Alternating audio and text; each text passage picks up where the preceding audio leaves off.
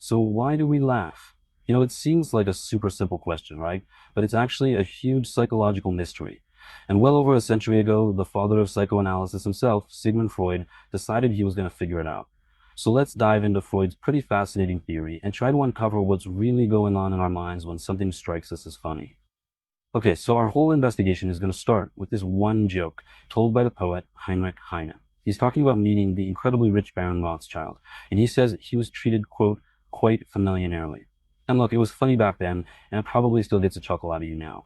But under that little smile is a really deep psychological puzzle. The real question is, so, yeah, why? What is actually going on in our heads that takes this weird made up word and turns it into the physical act of laughter? Well, according to Freud, the answer to that question unlocks some of the deepest, weirdest secrets of our unconscious mind. Okay, so Freud's first big clue was this. The funny part of a joke isn't in the thought behind it, it's in how it's built. It's not what you're saying, it's the package it's delivered in. It's all about the delivery. And this proves it perfectly. Look at this. When you just spell out what the joke means, like you see on the right, I mean, it's a decent point, maybe a little snarky, but it's just not funny anymore. The laugh is totally gone. So the takeaway here is that the magic, the humor, it's all baked into this specific wording. And Freud had a name for this process of building the joke.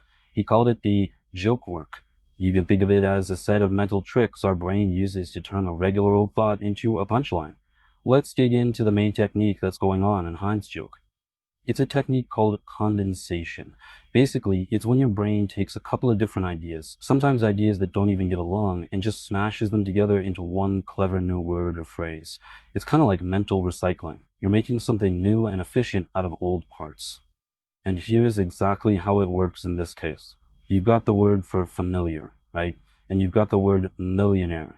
The brain just slams them together and bam, you get familiarly. It's a perfect condensation. Okay, but this is where it gets really wild. Freud had this huge aha moment. He realized that these same tricks, condensation, mixing things up, are the exact same tricks our brains use to build our dreams every single night. He called that the dream work. And this was a massive deal. It meant jokes weren't just silly throwaway things. No, they were like a secret backdoor into our unconscious, a safe way for our hidden thoughts and feelings to pop out and say hello. All right. So if that's the how, the next big question is why? Why do we even bother? We've seen the mechanics. Now let's get into the motivation behind it all. What's the hidden purpose that makes us want to crack a joke? So Freud basically split jokes into two camps. First, you've got your innocent jokes. Think puns, simple wordplay. They're just fun for the sake of being clever.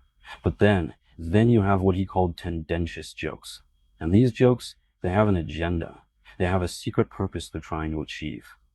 And usually, that secret purpose taps into one of two things we're really good at suppressing: aggression and lust. Hostile jokes, they're all about aggression. When you can't actually punch someone, you can make them look small or ridiculous with a joke. And then there are obscene jokes. These are a way of getting around all those social rules, of satisfying a desire that we're supposed to keep locked up tight. Okay, but how does all this, the wordplay, the aggression, actually lead to that feeling of pleasure, to laughter? This is where we get to the core of Freud's theory, the master key to the whole thing. He called it the economy of psychic energy. And the core idea is actually pretty simple. Jokes feel good because they save us mental energy. The pleasure doesn't come from adding something, it comes from saving something. Laughter, that's just the sound of all that saved energy being released in a burst of joy. So how exactly does a joke save us energy? Well, it happens in a couple of ways. For one, they let us take a little break from being logical all the time. We get to enjoy a little bit of nonsense. But the big one is this. A really good, tendacious joke helps us get around one of our own internal barriers. All that energy you were using to keep a hostile or obscene thought bottled up, poof, the joke releases it, and suddenly you have all this surplus energy to enjoy. So yeah, you can literally think of laughter as the sound of a mental dam breaking. The joke finds a clever little crack, all that pent-up psychic energy comes rushing out, and we feel that rush as pure pleasure. But here's the thing. This whole process, it doesn't happen in a vacuum. Freud was super clear about this. A joke isn't really complete until you tell it to someone else. It's a social thing. You can think of every joke as having this little social triangle. You've got the person telling the joke, right? The first person. Then you might have the person the joke is about, the second person. And then crucially, you have the third person, the audience, the one who hears it. And for Freud, that third person is everything. You absolutely need them. And this is why we have that almost uncontrollable urge to tell someone a joke as soon as we think of it. See, the person who makes the joke doesn't really get to laugh at it themselves. The mental process is totally different for them. They need to hear your laughter. That's what confirms the joke worked, and that's what completes their own pleasure. It's like banking a shot off a wall.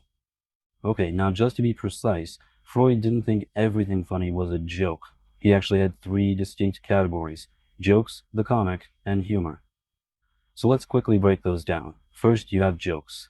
Like we've been talking about, a joke is something that you make. It's crafted, and the pleasure comes from saving energy you would have spent on an inhibition. Then there's the comic.